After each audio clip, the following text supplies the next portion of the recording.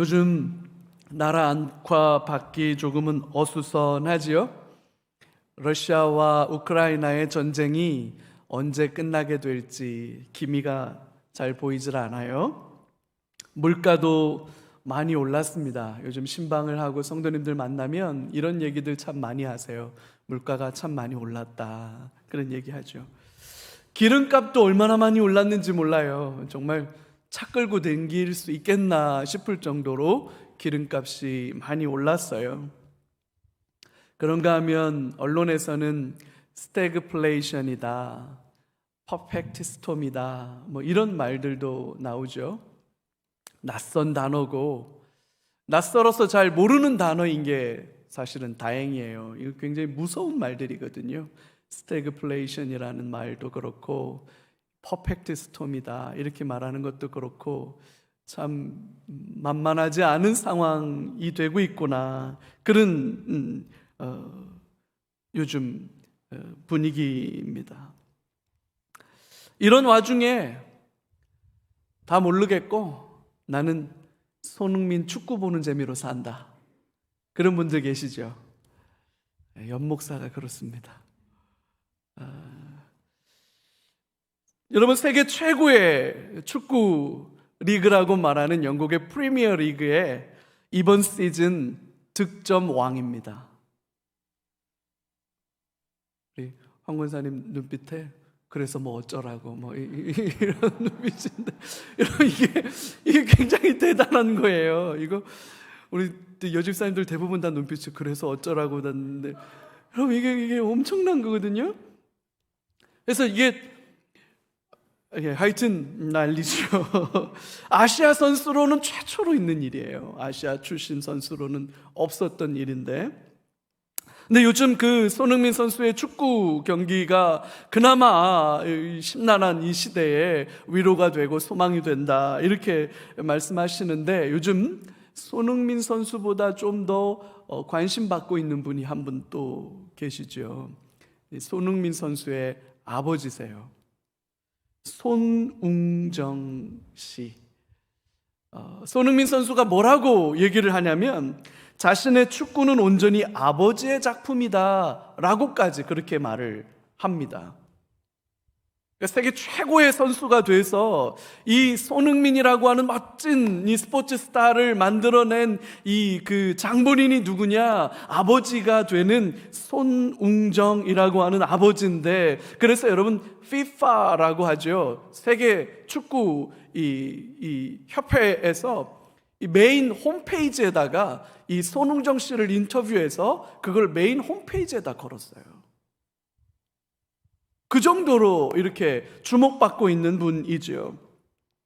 이분이 최근에 책을 하나 내셨습니다. 그 책 제목이 뭐냐면 모든 것은 기본에서 시작한다. 모든 것은 기본에서 시작한다.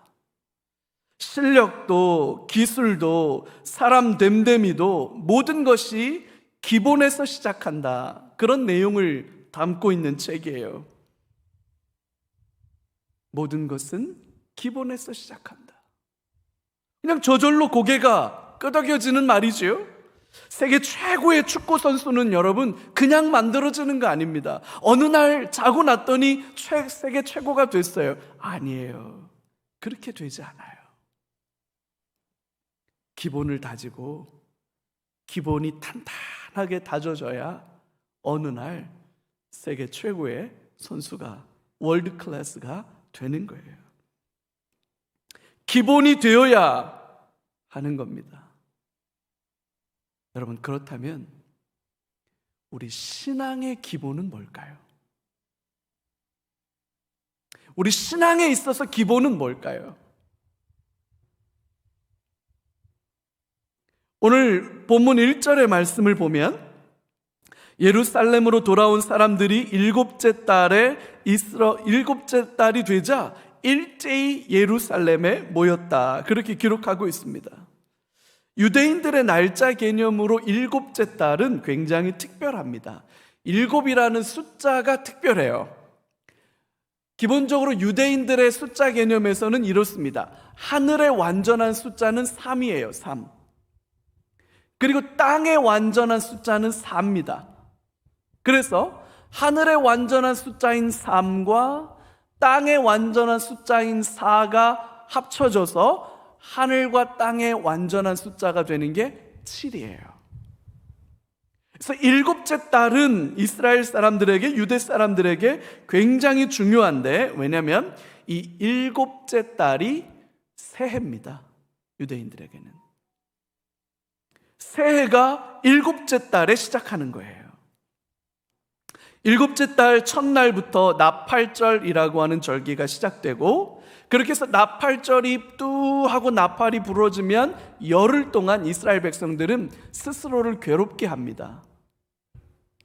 열흘째 되는 날이 욤 키푸르라고 말하는 대속죄일이에요.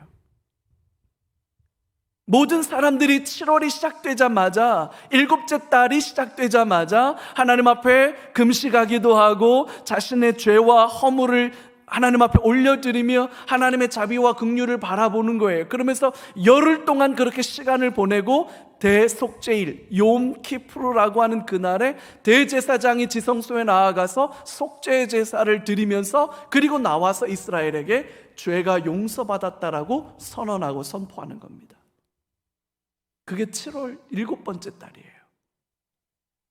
그리고 나서 며칠의 시간이 더 지나면 수장절이라고도 불리는 초막절 절기가 시작됩니다. 포로에서 돌아온 이스라엘 백성들이 일곱째 달에 일제히 예루살렘에 모였다라고 하는 것은 새해 첫날 새로운 마음으로 함께 모였다는 그런 말입니다. 모든 것을 새롭게 다시 시작하는 거죠. 리셋 되는 거예요. 새롭게 다시 시작되는 거예요. 신앙의 기본을 다시 정립하는 시간이다, 이렇게 말씀드릴 수 있습니다. 예루살렘으로 돌아온 사람들이 가장 먼저 시작한 일은 성전에서 드려져야 할 제사를 다시 회복하는 일이었어요. 그래서 무너진 성전 터 위에 제단을 만들었습니다. 제단을 만들고 그 위에 아침 저녁으로 번제를 드렸어요. 초막절을 지켰습니다.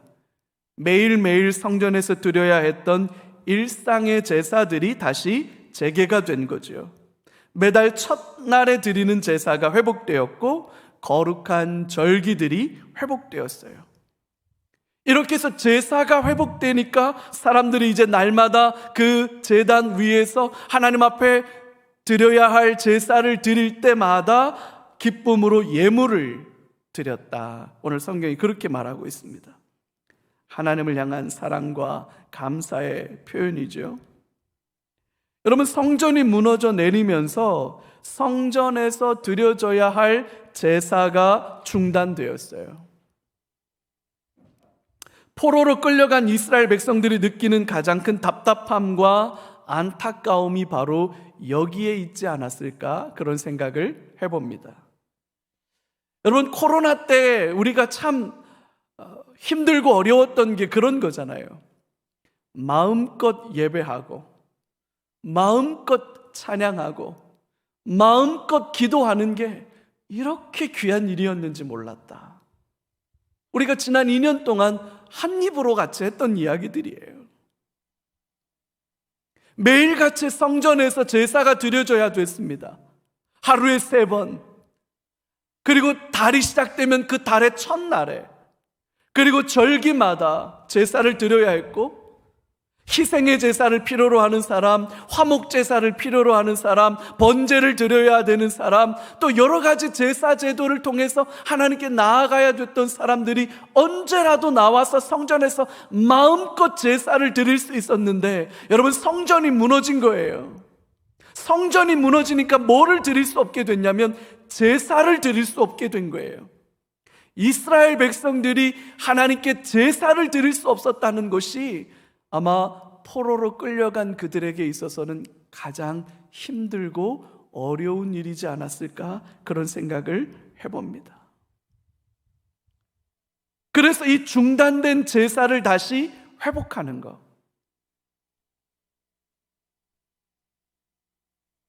우리로 치면 예배를 다시 회복하는 것이 가장 중요한 우선순위였다, 이렇게 말할 수 있겠죠. 여러분, 일에는 순서가 있는 겁니다. 중요한 것과 덜 중요한 것이 있어요. 본질이 있고 형식이 있습니다. 형식은 본질을 담는 그릇이에요. 형식이 필요 없거나 중요하지 않다고 말할 수는 없습니다. 형식은 어디까지나 본질을 담을 수 있을 때 의미가 있는 거예요. 본질은 잃어버리고 형식만 붙잡고 있으면 안 되는 겁니다. 본질을 더 잘 담아내기 위해서라면 형식은 얼마든지 변할 수 있고 달라질 수 있는 거예요. 아니, 달라져야만 하는 거예요. 이것이 무너지거나 순서가 바뀌면 안 됩니다, 여러분. 지혜라는 게 여기 있는 거예요. 어른들 그런 말씀들을 하시죠. 일머리를 안 해. 일머리를 안다, 그렇게 말씀하십니다. 그 말이에요. 이게 바로 중요한 것에 집중해야 하는데 우리는 대부분 중요한 것이 아니라 급한 일에 쫓겨다닙니다. 바쁘다는 핑계로 중요한 것을 놓치는 경우가 많아요. 사는 게 바쁘니까, 살다 보니까 분주하고 복잡하니까 그렇게 애써 합리화하지만 여러분, 그것은 지혜가 아니에요. 중요한 것을 중요하게 다룰 줄 아는 게 지혜입니다. 급한 일들만 쫓아다니다 보면 중요한 걸 놓쳐요. 그건 일머리를 못 치는 겁니다. 급한 일보다는 중요한 걸 먼저 해야 해요. 시급한 것보다는 중요한 게 더 우선순위에 있는 거예요. 그것이 기본이고 여러분, 그게 지혜입니다. 때로는 본질은 희미해지고 어느새 관행이라는 이름으로, 전통이라는 이름으로 형식이 더 중요한 것처럼 여겨지기도 하지요. 아니에요, 여러분. 그렇게 하면 안 됩니다. 성전이 아니라 제사가 더 중요한 거지요. 건물이 아니라 하나님의 임재가 중요한 겁니다. 성도에게 있어서, 성도의 삶에 있어서 예배는 가장 중요한 기본 중에 기본이에요. 코로나 때문에 우리의 삶에서 예배가 무너졌어요. 아니, 코로나 핑계가 어쩌면 너무나도 적절했는지도 몰라요. 코로나가 아니었더라도 우리의 신앙이 무너지고 희미해지고 말랑말랑해지는 징조들은 이미 드러나고 있었던 건지도 몰라요. 예배가 무너지면 다 무너진 거예요.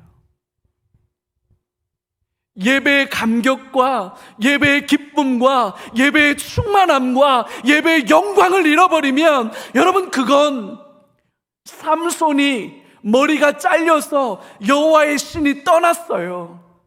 여호와의 신은 떠났는데 삼손은 여전히 일어나서 자신이 예전처럼 힘을 떨칠 거라고 생각하는 거죠. 아니에요. 큰일 나는 겁니다. 예배가 살아야 우리가 살아요. 예배는 성도의 삶의 가장 중요한 기초고 기본입니다. 우리의 삶에 무너지고 약해진 예배의 기초가 다시 회복되는 은혜가 있기를 주님의 이름으로 축복합니다. 예배의 부흥의 역사가 우리 안에 일어나기를 간절히 소망합니다. 어느 날 예수님께서 마르다와 마리아의 집에 방문하셨어요. 마르다도 마리아도 예수님을 사랑했기 때문에 예수님이 자기의 집에 오자 너무나도 기쁘고 너무나도 행복했어요. 그래서 마리아는 예수님의 발치에 이렇게 앉아서 예수님이 말씀하시는 그 말씀을 눈으로 듣고 마음으로 듣고 귀로 듣고 자신의 전부를 다 기울여서 예수님께 들었어요. 반면에 마르다는 예수님이 오셨으니까 맛있는 거 해드려야지. 그래서 주방에 가서 음식을 만듭니다. 자기가 가지고 있는 레시피와 가지고 있는 식재료를 가지고 최고의 것을 만들어서 예수님을 대접하기 위해서 막 분주한 거예요. 양파 까고 마늘 까고 막 이렇게 생선 다듬고 하다가 보니까 막 손이 10개라도 모자란데, 아우 세상에, 눈치 없는 마리아, 동생 마리아는 지금 예수님 발치해서 예수님한테 하트 뿅뿅 날리고 있는 거예요. 그랬더니 여러분, 마르다가 이게 예뻐 보였겠어요? 안 예뻐 보였겠어요? 안 예뻐 보였던 거예요. 그래서 마르다의 마음에 불편한 마음이 올라옵니다. 언니는 이렇게 고생하는데 니는 동생이 돼서 그래도 되겠나? 하는 마음이 올라온 거예요. 그래서 그 원망하는 마음으로 예수님에게 와서 불평을 합니다. 예수님, 내 동생한테 말씀 좀 해주세요. 그때 예수님이 마르다에게 이렇게 말씀하세요. 누가복음 10장 41절에서 42절입니다. 우리 같이 한번 읽어볼까요? 주께서 대답하여 이르시되, 마르다야 마르다야, 내가 많은 일로 염려하고 근심하나 몇 가지만 하든지 혹은 한 가지만이라도 족하니라. 마리아는 이 좋은 편을 택하였으니 빼앗기지 아니하리라 하시니라. 아멘. 예수님께서 마르다를 불러요. 마르다야 마르다야 이렇게 2번이나 부르죠. 왜 반복해서 부르냐면 예수님도 마르다의 마음을 아시기 때문에 그래요. 마르다를 위로해 주는 거예요. 마르다의 그 정성을 예수님도 아시는 거죠. 그래서 자상하게 2번이나 불러주시는 거예요. 마르다야 마르다야, 너 마음에 근심이 있고 염려가 많고 분주하구나. 여러 가지를 하기 위해서 너의 마음이 바쁘고 분주한데 주님은 이렇게 말씀하시는 거죠. 몇 가지만 하든지, 갈비는 안 해도 되고 생선 안 구워도 되고 그냥 김치 하나만 꺼내놔도 되니까 괜찮다. 마리아는 좋은 걸 선택했다. 우선순위가 무엇이어야 하는지, 중요한 게 무엇이어야 하는지 마르다와 마리아에게 그 우선순위를 다시 한번 확인해주고 있는 말씀인 거예요. 마리아는 좋은 편을 선택했어요.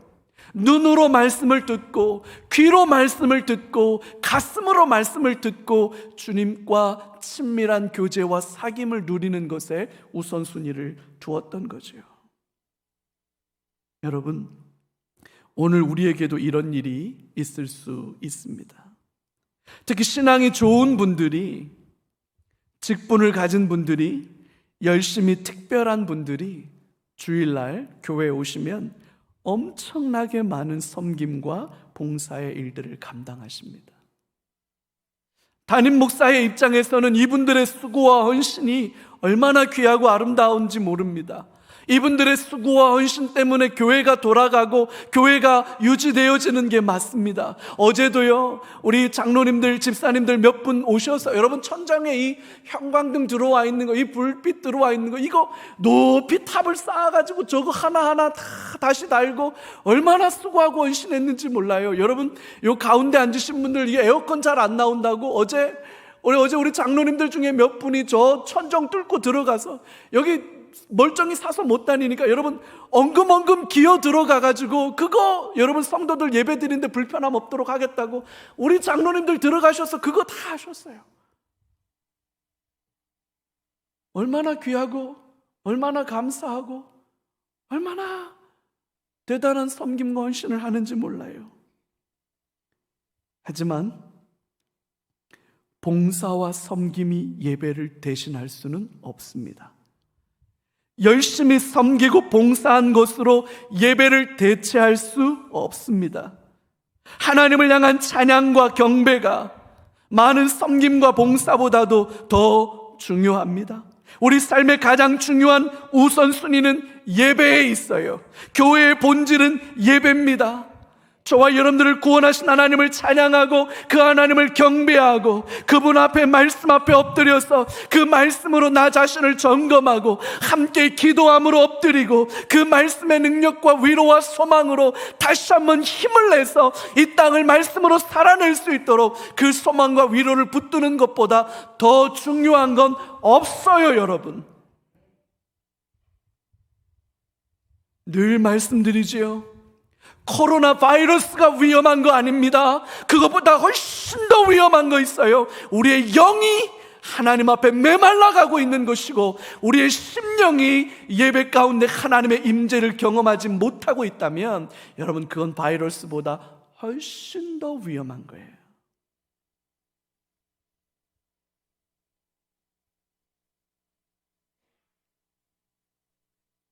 성도의 삶에서 예배는 기본 중에 기본이에요. 다시 한번 말씀드립니다. 예배가 살아야 우리가 삽니다. 저는 아무리 봐도 이 험하고 위험한 세상을 예배의 은혜 없이, 예배를 통해 만나주시는 하나님의 위로와 하나님의 회복과 하나님의 치유를 경험하지 못한 채 도대체 뭘 붙들고 이 험하고 위험한 세상을 살아갈 수 있을까? 뭘 도움 삼고 뭘 의지 삼아서 이 험하고 위험한 세상을 그렇게 살아갈 수 있을까? 퇴근하고 맥주 한 모금에, 시원한 맥주 한 모금에 통닭 먹는 게 그렇게 행복해요? 그 수고하고 애써서 1년에 한 번 어디 좋은 데 여행 갔다 오면 리프레시가 됩니까? 멋지고 아름다운 공연을 보고 여러분 박물관에 가서, 여러분 미술관에 가서 좋은 작품들 보면 좀 마음의 위로가 생겨요? 그럴 수 있겠죠. 여러분, 그럴 수 있겠죠. 그러나 본질적으로 여러분, 예배의 자리에 나왔을 때 하나님을 높여드리고 하나님을 찬양하고 하나님을 경배할 때 살아계신 하나님이 저와 여러분들의 심령 안에 회복시켜 주시고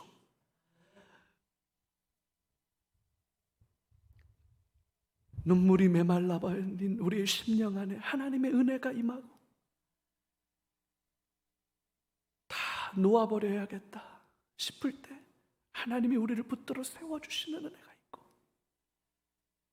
도망가 숨어버리고 싶을 때 우리를 찾아오셔서 우리를 붙들어 주시는 하나님의 그 은혜가 예배 안에 있는 거 아닙니까? 여러분, 그 예배가 없이 어떻게 살아요? 그 예배 없이 우리가 무엇을 붙들고 살아요? 예배가 살아야 우리가 삽니다. 예배에 성공해야 인생이 성공합니다. 저는 확신합니다.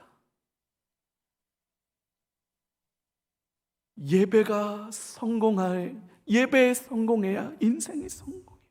우리 교회 예배가 살아나기를, 그래서 우리 교회 예배가 회복되기를, 우리 교회 예배에 부흥이 일어나기를 간절히 소망합니다. 오늘도 제가 우리 아침 일찍 우리 교육자들 모여서 기도하면서 제가 우리 교육자들과 이 마음 또 나누고 기도했습니다. 제가 여관에서는 우리 교육자들에게 안 좋은 얘기 잘 안 하려고 하는데, 제가 만약에 예배에 있어서 예배가 똑같은 실수를 반복하거나 예배에 있어서 우리가 마음이 무너진 것 같으면 제가 우리 교육자들한테 싫은 소리 합니다. 우리 목회자들은 절대 예배에 있어서는 눈꼽만큼도 양보하면 안 된다. 절대로 양보하면 안 된다. 우린 목숨 걸고 예배 지켜야 된다. 그게 목사도, 그게 목회자다. 제가 우리 교육자들에게 그렇게 말하고 기도합니다. 최고의 하나님께 올려드리는 예배입니다. 최고의 하나님께 최선을 다해서 드리는 게 예배입니다.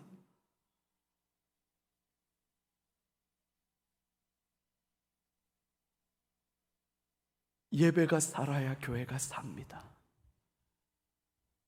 예배가 살아야 우리가 삽니다. 예배에 성공해야 인생이 성공합니다. 그게 우리 신앙의 기본입니다. 성전을 다시 재건하기 위해서, 성전을 다시 재건하기 전에 그 무너진 성전터 위에다가 제단을 다시 만들고 그 위에서 중단되었던 제사를 다시 재개하는 일을 기록하고 있는 오늘 본문 속에 우리가 굉장히 눈여겨보아야 할 표현이 등장합니다. 우리 2절 말씀을 한 번 더 같이 읽었으면 좋겠어요. 2절 같이 읽을까요?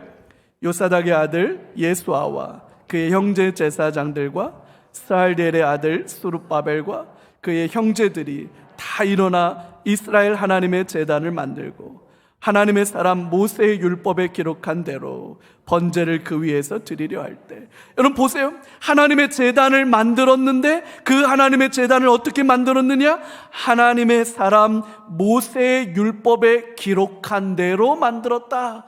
여러분, 이게 중요하게 우리가 눈여겨봐야 할 말이에요. 4절 말씀에 가면 기록된 규례대로 초막절을 지켜 번제를 매일 정수대로 날마다 드리고, 이렇게 되어 있습니다. 하나님을 예배하는 일은 분명한 질서가 있는 거예요. 여러분, 본질적으로 죄인인 우리는 하나님을 예배할 자격이 없습니다. 하나님을 예배할 자격이 없을 뿐더러 어떻게 예배해야 하는지 예배의 방법도 알지 못합니다. 거룩하시고 완전하신 하나님을 예배하는 일은 우리의 편리와 우리의 선호도에 따라서 이렇게도 하고 저렇게도 할 수 있는 일이 결코 아닙니다. 신령과 진정으로 드리는 참된 예배는 예배를 드리는 우리 자신에게 달려있는 문제가 아닙니다. 예배를 받으시는 하나님께 달려있는, 따라서 하나님을 예배하는 일은 전적으로 하나님께서 말씀해 주시는 방법과 원리를 따라야 하는 겁니다. 포로에서 돌아온 이스라엘 백성들은 이 문제를 굉장히 중요하게 여겼어요. 이스라엘의 멸망의 원인, 성전이 무너져 내린 원인이 도대체 뭐냐? 하나님의 무능함 때문이냐? 하나님의 손이 짧아서 구원하지 못하신 거냐? 그게 아니라면 도대체 뭐냐? 하나님의 무관심 때문이냐? 그것도 아니라면 도대체 뭐냐? 하나님의 언약의 말씀에 대한, 율법에 대한 이스라엘의 불순종 때문에 나라가 망한 거고 성전은 무너졌던 거고 그 성전에서 드려져야 할 제사는 중단되었던 거예요. 이게 포로에서 돌아온 이스라엘 백성들의 확신이었습니다. 따라서 성전을 다시 건축하고 성전의 제사를 재개하는 일은 반드시 여기서부터 시작되어야만 하는 거예요. 하나님의 사람 모세의 율법에 따라 제단을 만들어야 하는 겁니다. 하나님의 사람 모세가 기록된 규례대로 제사를 드리고 그 규례대로 하나님 앞에 예배해야 되는 거예요. 출애굽기와 레위기를 보면 제사의 종류와 방식, 제사를 집전하는 제사장들의 자격과 조건, 언제 제사를 드려야 하는지, 제물은 어떤 것으로 드려져야 하는지에 대해서 상세하게 규정하고 있어요. 얼마나 상세하고 엄격한 제사 제도를 규정하고 있는지 모릅니다. 여러분, 그만큼 하나님께 드리는 제사는 엄중한 거예요.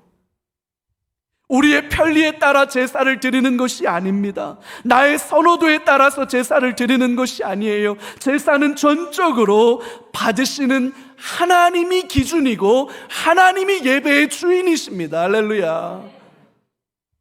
여러분, 이게 흔들리면 안 되는 거예요. 이게 예배의 기본입니다. 자기중심적인 예배가 낳은 비극이 성경에 시작하는 첫 대목에 나옵니다. 아담과 하와가 에덴 동산에서 쫓겨났어요. 그리고 아이를 낳았습니다. 가인, 아벨. 어느 날 가인과 아벨이 하나님께 제사를 드립니다. 가인은 농사지은 사람이었기 때문에 자기가 농사지은 곡식으로 하나님께 제사를 드렸어요. 아벨은 양을 치던 사람이어서 자기가 기르던 양을 잡아서 하나님께 제사를 드렸습니다. 아벨과 아벨의 제사는 하나님이 연락하셨어요. 근데 가인과 가인의 제사는 하나님이 연락하지 않았습니다. 그것 때문에 가인이 굉장히 화를 내요.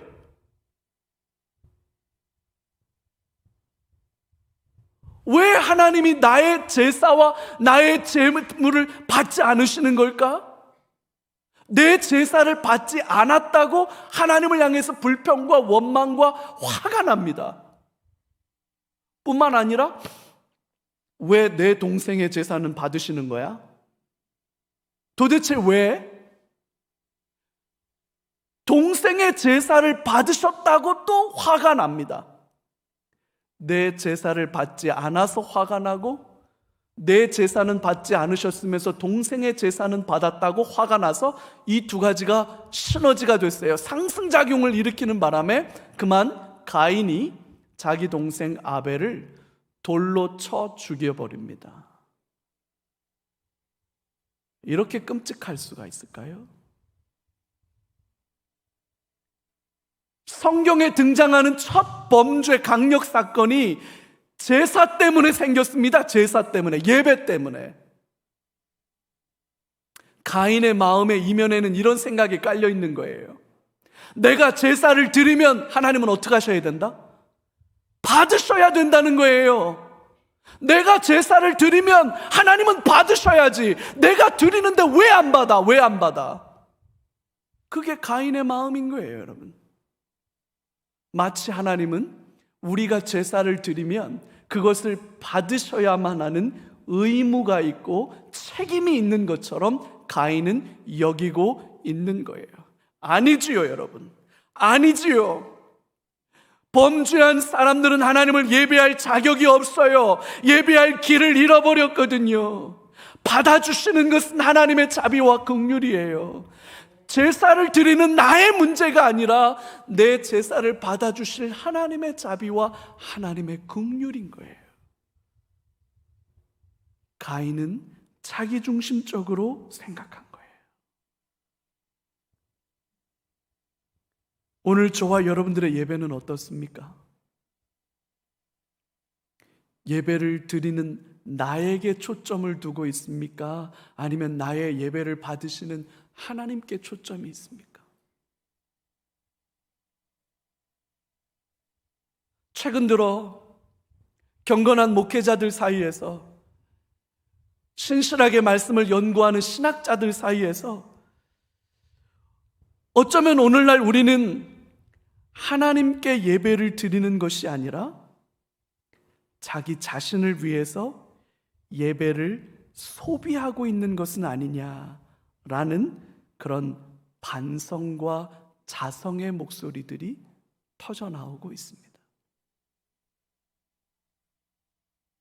우리는 하나님을 예배하고 있는가? 아니면 나를 위해서 예배를 소비하고 있는가? 예배를 드리는 것이 아니라 예배를 보는 거지요. 예배를 받으시는 하나님이 아니라 예배를 드리는, 혹은 예배의 자리에 참여하고 있는 나의 만족과 나의 기쁨과 나의 어떠함들을 중심에 놓고 있는 것은 아닌지 돌아봐야 한다는 그런 자성의 말입니다. 소위 예배를 통해서 은혜 받았어, 나 오늘 예배 때 은혜 많이 받았어, 혹은 요새 예배가 은혜가 안 돼. 무슨 말인지는 알아요. 무슨 말인지 압니다. 근데 여러분, 예배를 통해서 내가 어떤 은혜를 받았고 내 마음의 감정이, 내 마음의 중심이, 내 마음의 생각이 어떻게 위로가 되고 회복이 되었느냐, 여러분 그건 두 번째잖아요. 중요한 건 뭡니까? 예배를 받으신 하나님께서 나의 예배를 온전히 받으셨나? 하나님의 영광이, 하나님의 거룩이, 하나님의 존귀함이 우리 가운데 드러나고 있나? 최고의 하나님이 최고의 하나님으로 존중되고 있나?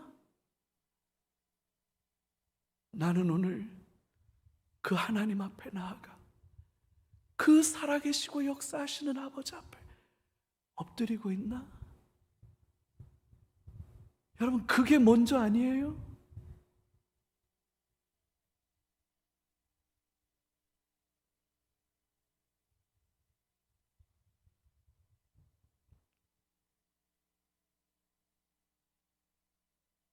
우리의 예배를 받으시는 하나님께서는 우리의 예배에 대해서 어떻게 말씀하고 계실까요? 하나님은 우리의 예배에 무엇을 기대하고 계실까요? 우린 그게 더 중요한 관심이어야 돼요. 이 부분과 관련해서 하나님은 이사야 선지자를 통해서 얼마나 신랄하게 이스라엘 백성들을 책망하고 계시는지 모릅니다. 이사야서 1장 12절에서 13절을 보면 너희의 제사가 그냥 성전 마당만 밟고 다니는 거 아니냐? 그렇게 말씀하세요. 성전 뜰만 밟고 다니는 거잖아, 너희들은. 헛된 죄물을 다시 가져오지 말라. 분향한 것은 내가 가증히 여기는 바요, 월삭과 안식일과 대회로 모이는 것도 그러하니 성회와 아울러 악을 행하는 것을 내가 견디지 못하겠노라. 너희 순양의 기름이 나는, 어떤 표현까지 하나님이 쓰시냐면 여러분, 역겹다라는 표현까지 쓰십니다. 역겹다. 호세아 선지자 6장 6절에 보면 이렇게 말합니다. 나는 인애를 원하고 제사를 원하지 아니하며 번제보다는 하나님 아는 것을 원한다, 그렇게 말해요. 잠언 8장 17절에 나를 사랑하는 자들이 나의 사랑을 입으며 나를 간절히 찾는 자가 나를 만날 것이라, 그렇게 말합니다.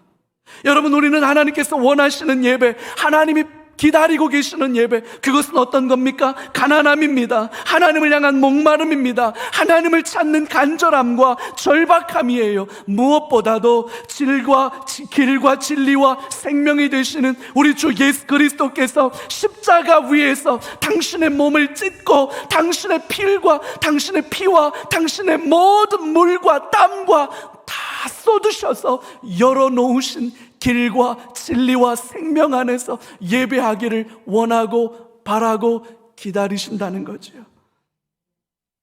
그래서 요한복음 4장 23절에서 24절, 우리가 너무나도 잘 알고 있는 말씀에 우리 예수님께서 이렇게 말합니다. 아버지께 참되게 예배하는 자들은 영과 진리로 예배할 때가 오나니 곧 이때라. 하나님께서는 자기에게 이렇게 예배하는 자들을 뭐 하신다고요? 찾는다고요. 우리가 하나님을 찾는 줄 알았죠. 하나님을 향한 목마름과 하나님을 향한 간절함과 하나님을 향한 절박함 때문에 내가 예수님 찾는 줄 알았죠. 내가 하나님 찾는 줄 알았죠. 아니에요, 여러분. 하나님이 예배자를 찾고 계세요. 왜 찾으실까요? 왜 하나님은 예배자를 찾고 계시는 걸까요?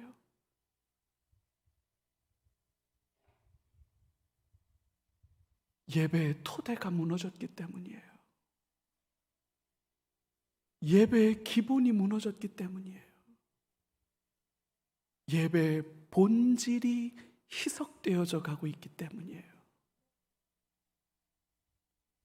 그래서 하나님은 예배자를 찾으십니다.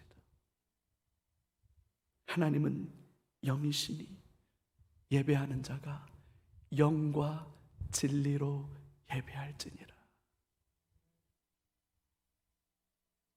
폐허가 된 예루살렘으로 믿음을 가진 사람들이 다시 돌아왔습니다. 그들이 돌아온 이유는 부귀 영화를 위함이 아니었습니다. 편안함과 만족함을 위함도 아니었습니다. 성전을 다시 건축하기 위해서였습니다. 성전을 다시 건축한다는 것은 무너진 예배를 회복하는 일입니다. 그래서 먼저 제단을 만들고 기록된 말씀에 따라 제사를 회복했습니다. 그것이 이스라엘의 정체성입니다. 신앙인의 정체성이지요. 하나님을 향한 예배가 회복되는 것이 우리 삶에는 그 무엇보다도 중요합니다. 목숨보다도 귀하고 중요합니다. 신앙의 본질이 바로 여기에 있기 때문입니다. 이게 신앙의 기본입니다. 예배가 살아야 우리가 삽니다.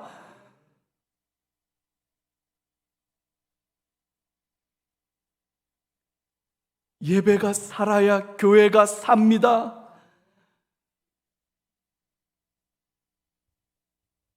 예배는 내가 먼저가 아니라 예배를 받으시는 하나님이 먼저예요. 여러분, 목숨보다도 귀하게 이 예배를 붙들고 갈 수 있는 저와 여러분들 되시기를 주님의 이름으로 축복합니다. 우리 교회 예배가 우리 아버지 하나님께서 찾으시는 예배가 되기를, 우리 하나님이 기다리시는 예배가 되기를. 그래서 저는 우리 교육자들하고 늘 이 기도 제목 가지고 기도할 거예요. 예배에 있어서는 눈꼽만큼도 타협하지 않을 겁니다.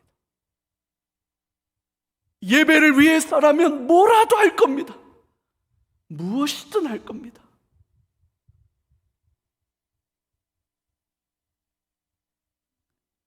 최고의 하나님이신 그 하나님께서 최선을 다한 예배를 받으시기를 원하실 텐데,